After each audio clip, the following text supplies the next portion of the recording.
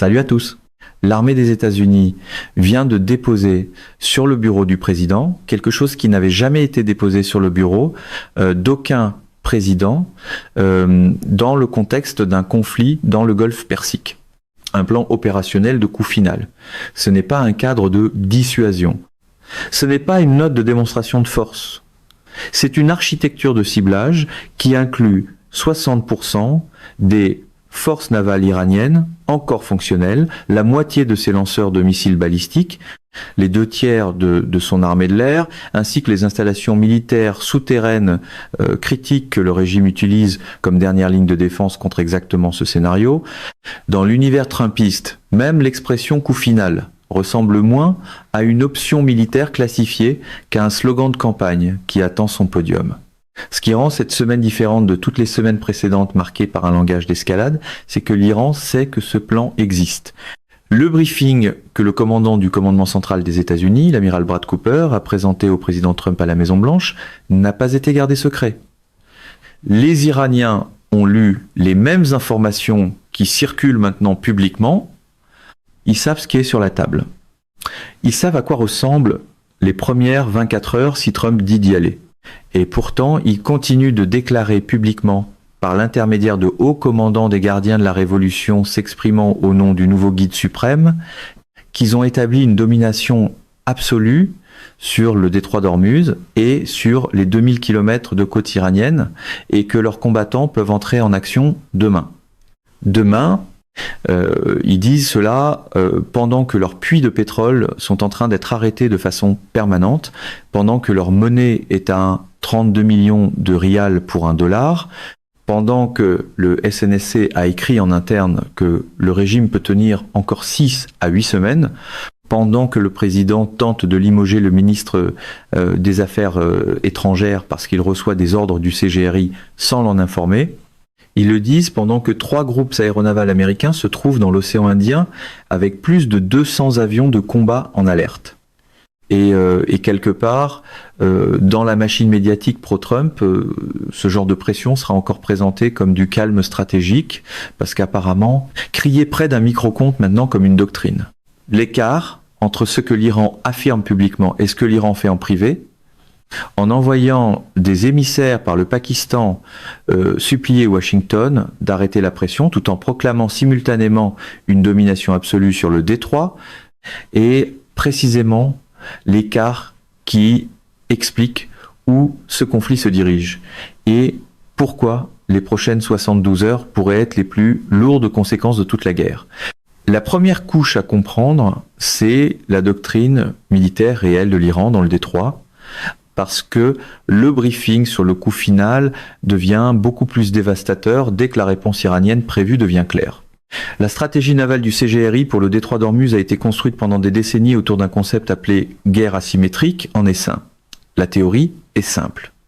L'Iran ne peut pas rivaliser avec la marine des États-Unis navire contre navire ou avion contre avion, alors il n'essaie pas de le faire. À la place, il attaque simultanément avec tellement de petites plateformes rapides et peu coûteuses qu'il surcharge la capacité d'acquisition de cibles et d'engagement, même de la force navale la plus sophistiquée du monde. La pièce maîtresse de cette doctrine est une catégorie de navires appelée Haider 110. C'est un catamaran à 2 coques construit en fibre de carbone. Il pèse 9 tonnes. Il peut atteindre une vitesse de 110 nœuds, soit environ 203 km/h. Il est assez petit pour que sa signature radar dans le fouillis côtier soit réellement difficile à distinguer des retours de vagues. Les commandants iraniens investissent dans ces plateformes depuis des années, selon un calcul précis. Un essaim de dizaines de ces embarcations approchant simultanément de plusieurs directions, dans les eaux côtières peu profondes du détroit, créerait un problème de ciblage que les bâtiments de surface américains ne pourraient pas résoudre assez vite pour empêcher une partie de l'essaim de passer et de frapper quelque chose de grand, de coûteux et de politiquement lourd de conséquences. Sur le papier, ce calcul possède une certaine logique interne. La géométrie d'une attaque en essaim dans des eaux côtières étroites crée de véritables défis de suivi et d'engagement. Les systèmes radars des destroyers et des croiseurs américains sont conçus principalement pour la défense aérienne et les opérations anti-sous-marines. Ils peuvent gérer la menace d'un essaim, mais cela exige des décisions de priorisation qui réduisent les délais d'engagement et augmentent la probabilité que quelque chose passe au travers. Mais c'est là que le plan s'effondre face à la force réelle que les États-Unis ont déployée dans ce théâtre. Le Pentagone avait anticipé la doctrine de l'essaim. Il a une réponse précise. Et cette réponse n'est pas les systèmes défensifs embarqués sur les navires contre lesquels les planificateurs iraniens faisaient leurs calculs. C'est quelque chose de beaucoup plus simple et de beaucoup plus létal. C'est les Latif Thunderbolt 2, ce qui est plutôt gênant pour tout briefing de presse construit autour de l'idée fantaisiste qu'une guerre peut se gérer comme un segment de télévision avec un meilleur éclairage.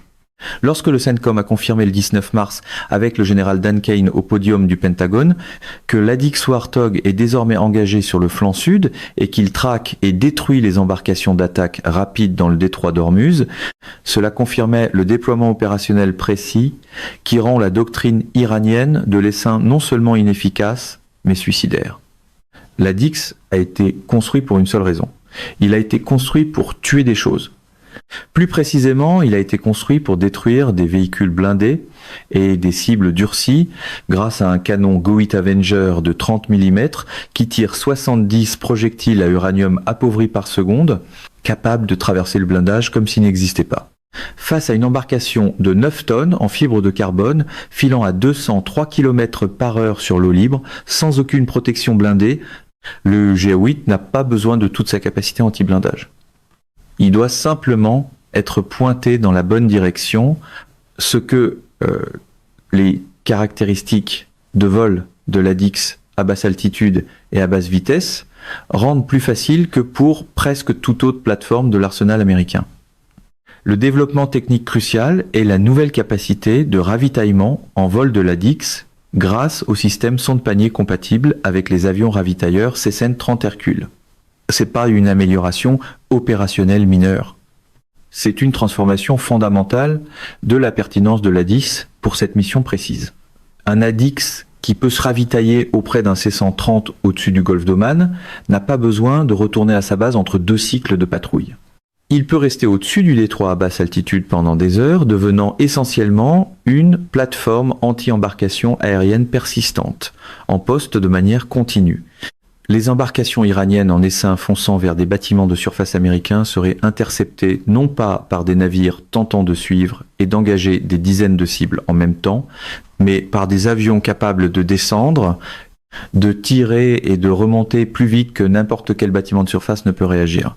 C'est la partie que la machine à slogan déteste, la physique n'applaudit pas dans les rassemblements et la géométrie d'engagement se moque de savoir qui dit Tremandou en premier. La dimension des hélicoptères d'attaque Apache et Cobra ajoute une deuxième couche d'engagement que la doctrine de l'essaim n'était pas conçue pour affronter. Les missiles Hellfire tirés depuis des plateformes d'hélicoptères d'attaque disposent de têtes chercheuses thermiques et lasers avancés qui peuvent verrouiller une embarcation de surface en quelques secondes après. L'acquisition. La vitesse maximale d'un Raider 110 est de 203 km/h. Un missile Hellfire se déplace à environ 475 km/h. L'embarcation ne peut pas distancer le missile. Elle ne peut pas manœuvrer pour lui échapper parce que le capteur suit les signatures thermiques et laser, pas des prévisions de trajectoire. Elle ne peut pas se cacher dans le fouillis radar qui devait être sa principale défense parce que les capteurs thermiques ne se souciaient pas du fouillis radar. Ils voient la chaleur. Une embarcation de 9 tonnes se déplaçant à 203 km/h dans une eau du Golfe à 40 degrés génère une signature thermique importante. L'hélicoptère verrouille, tire, et la géométrie de l'engagement fait le reste. Le parapluie plus large de guerre électronique, fourni au-dessus du détroit par les escadrons de A, un 8G Growler issu des groupes aériens embarqués, et la couche qui neutralise tout ce sur quoi les embarcations iraniennes, en essaim, comptaient pour se coordonner et cibler au-delà du champ visuel de leur propre équipage. La doctrine iranienne de l'essaim suppose un certain niveau de coordination en réseau entre les embarcations attaquantes, une image commune de la position de la cible, un mécanisme de synchronisation temporelle et une liaison de communication avec le commandement basé à terre. Les Growlers, opérant depuis l'USS Abraham Lincoln avec un chargement mixte de nacelles de brouillage AN, ALQ 99 et du nouveau système de brouillage de nouvelle génération en bande moyenne, créent un environnement d'interférence électronique à large bande sur toutes les fréquences utilisées par les communications navales et les systèmes de ciblage iraniens. Les embarcations qui entrent dans le détroit pour une attaque en essaim entrent dans une zone de blackout des communications où chaque équipage ne dispose que de ce que ses propres yeux peuvent voir et du cap qui lui a été donné avant le début du brouillage. Les attaques coordonnées en essaim exigent de la coordination. La coordination exige de la communication. La communication dans le détroit, pendant une opération de brouillage américaine, est essentiellement impossible aux fréquences pour lesquelles les unités navales iraniennes ont été conçues. Il y a peu de choses plus révélatrices qu'une stratégie qui s'effondre parce que la réalité a refusé de suivre les éléments de langage. Le Dark Eagle est le développement qui change l'ensemble du tableau stratégique d'une manière qui dépasse les scénarios d'engagement tactique dans le détroit lui-même. Le CENTCOM a soumis une demande officielle au Pentagone, confirmée par Bloomberg le même jour que plusieurs autres développements d'escalade cette semaine, afin de déployer au Moyen-Orient l'arme hypersonique à longue portée de l'armée de terre américaine, officiellement appelée Dark Eagle, pour une utilisation potentielle contre l'Iran. La portée stratégique de cette demande devient claire à travers ce que l'Iran a fait pendant le cessez-le-feu. Il a déplacé ses lanceurs de missiles balistiques. Plus précisément, il les a déplacés plus profondément à l'intérieur du pays, au-delà de la portée du Precision Strike Missile américain, dont la portée maximale est d'environ 300 000. Les planificateurs militaires iraniens ont examiné la limite de portée du PRSM, calculé la distance minimale de sécurité et repositionné leurs lanceurs mobiles à des distances qui les plaçaient hors de portée de l'arme de frappe de précision principale que les États-Unis avaient utilisée tout au long de l'opération Epic Fury. C'était une décision intelligente. Elle exploitait une limite documentée de l'inventaire américain. Elle utilisait la période de cessez-le-feu précisément pour durcir la capacité offensive restante de l'Iran contre la forme la plus probable de reprise des frappes américaines. Pour une fois, le champ de bataille était moins théâtral que la salle de presse, ce qui explique peut être pourquoi la salle de presse essayait sans cesse de le rattraper. Le Dark Eagle rend ce repositionnement inutile. L'arme hypersonique à longue portée a une portée confirmée de plus de 1700 000. Elle se déplace à Mach 5 et plus, soit plus de 5 fois la vitesse du son, environ 3800 000 à l'heure.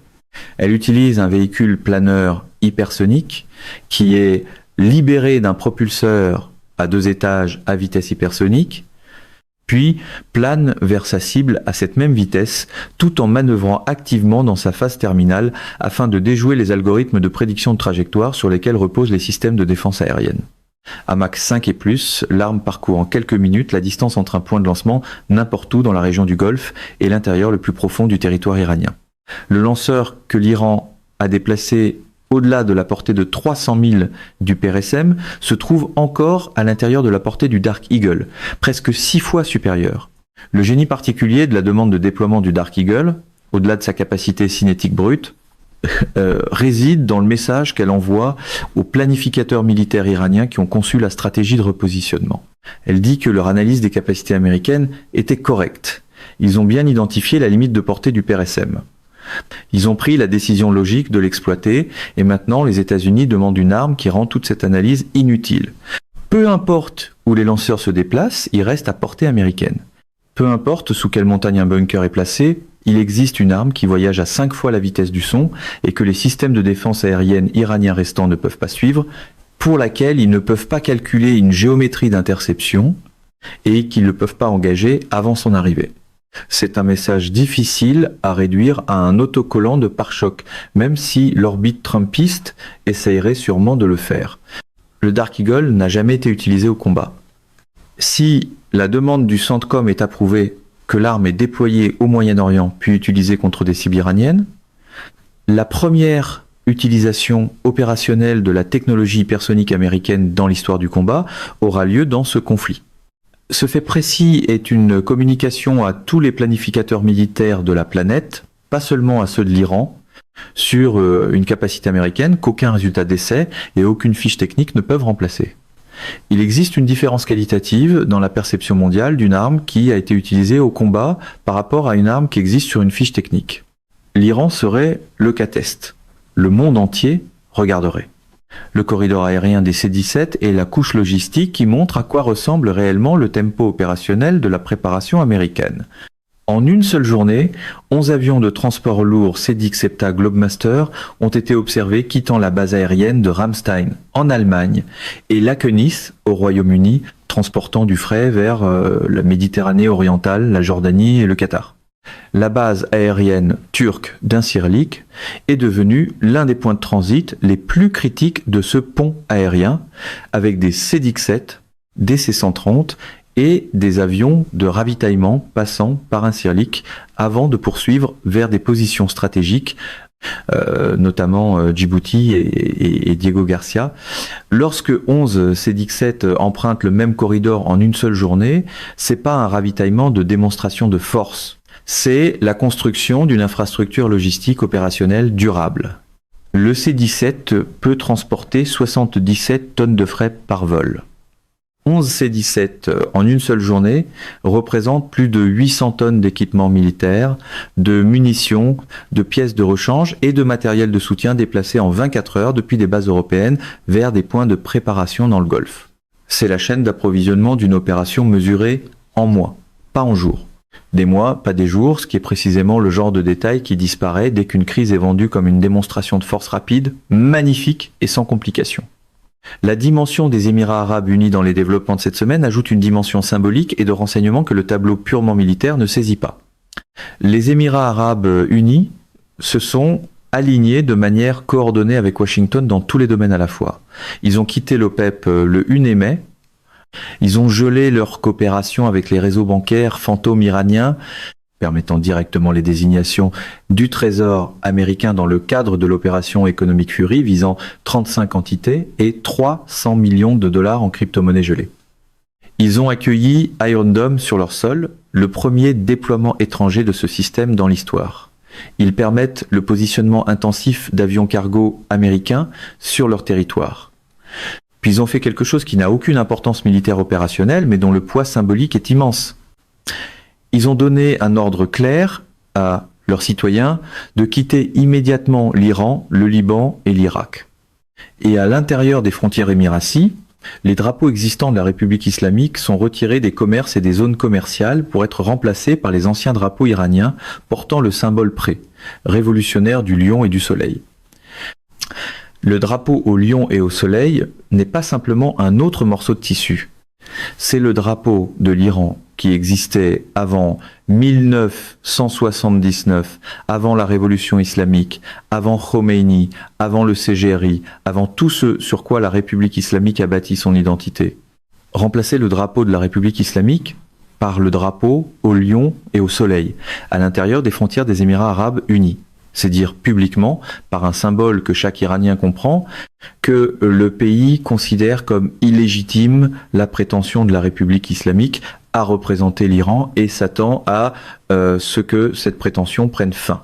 C'est un pari public des Émirats arabes unis, exprimé à travers leur politique de drapeau, que le régime qu'ils contribuent à étrangler économiquement ne sera pas le gouvernement de l'Iran à l'avenir. Ce n'est pas un geste symbolique.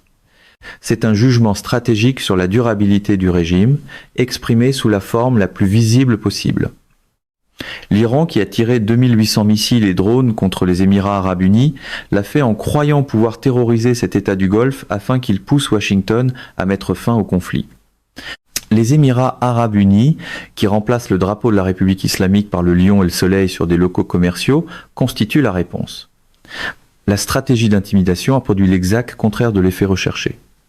Elle n'a pas poussé les Émirats arabes unis vers la neutralité, elle les a poussés vers la posture anti-régime la plus explicite de tous les États régionaux dans ce conflit. La grande ironie de la politique de pression, c'est qu'elle fonctionne souvent parfaitement, simplement pas dans la direction annoncée au podium. La vraie question stratégique sur la durabilité du blocus demeure importante parce que c'est la seule dimension où le bilan n'est pas entièrement favorable aux États-Unis. Les États-Unis mènent cette opération avec 2 à 3 groupes aéronavals, des dizaines de destroyers et de croiseurs, des avions de reconnaissance, des sous-marins et l'infrastructure de ponts aériens déjà décrite. Tout cela exige un approvisionnement continu en carburant, en munitions, des rotations de personnel, de la maintenance et une volonté politique soutenue. Les États-Unis ont des alliés importants qui observent, mais qui ne contribuent pas opérationnellement à la mission d'application du blocus. Le Royaume-Uni, l'Allemagne et l'Australie n'ont pas rejoint l'application du blocus. La France fournit le cadre de planification de la coalition de Northolt, mais n'a pas déployé d'actifs opérationnels pour la mission d'application. C'est le seul levier que l'Iran conserve et qui a une signification opérationnelle au-delà du domaine militaire. Pas ces embarcations en essaim qui ne peuvent pas survivre à la campagne des Hadiths, pas ces lanceurs repositionnés qui ne peuvent pas survivre au Dark Eagle, mais le temps. Le blocus coûte aux États-Unis du capital politique auprès de leurs alliés chaque semaine où il se poursuit. Il crée une douleur économique à la pompe, reflétée par des prix de l'essence à 30 $ le gallon, une population qui finira par exiger un soulagement et une usure opérationnelle des moyens navals qui ne peut pas être maintenue indéfiniment à ce rythme. Trump l'a reconnu indirectement par la prolongation du cessez-le-feu et par le cadrage sans échéance. Il applique une pression économique maximale tout en gardant l'option militaire disponible. Il ne brûle pas l'option militaire, parce que la brûler mettrait fin à la voie diplomatique que l'Iran veut préserver. C'est ici que la marque pression maximale rencontre le très vieux problème des factures maximales, de la fatigue maximale et des explications maximales.